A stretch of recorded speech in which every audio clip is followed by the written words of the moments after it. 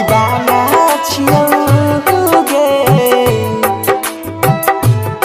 हम दीवाना छियौ हमारा जे सकै जो के मरबौ जान गे।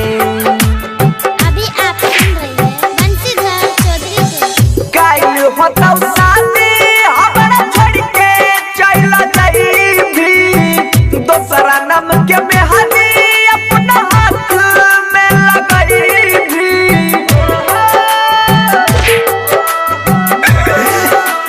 हे गे काइल होतौ शादी हमरा छोड़ के चल जाइबी, दोसरा नाम के मेहंदी अपना हाथ में लगाइबी। जिए के भरोसा हम नहीं करबौ जान गे, हम दीवाना छियौ गे, हम दीवाना छियौ हमारा जे सतई भी जहरिया खाई के मरबौ जान गे। हम दीवाना छियौ हमारा जे सतई भी जहर खाई के मरबौ जान गे। डीजे विकास, डीजे विकास मटियार कला सीतामढ़ी, मटियार कला सीतामढ़ी। JK Yadav Films. हाँ किस्मत में हमारा लिखल रही न जान गे, झूठे हमर सपना झूठे सजल यार मान गे। हाँ किस्मत में हमारा लिखल रही न जान गे, झूठे हमर सपना झूठे सजल यार मान गे।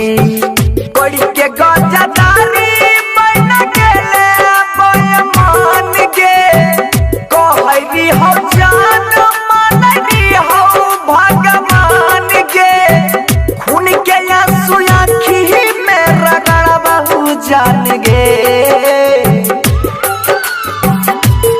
हम दीवाना छियौ गे, हम दीवाना छियौ हमारा जे सतई भी जहरिया खाई के मरबौ जान गे।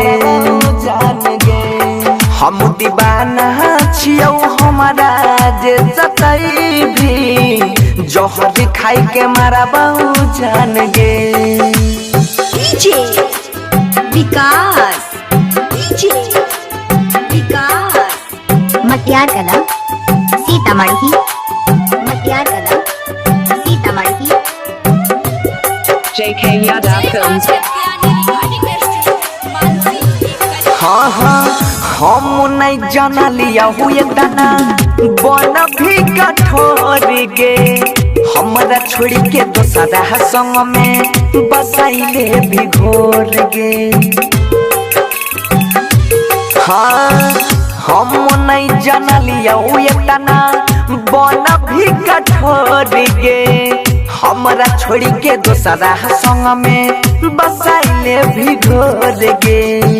खोइने रही क्रिया के माथा पर हाथ गे, जन्म जन्म रहबै मनसी के साथ गे। सुधीर के बोलिया हमें न परबौ जान गे,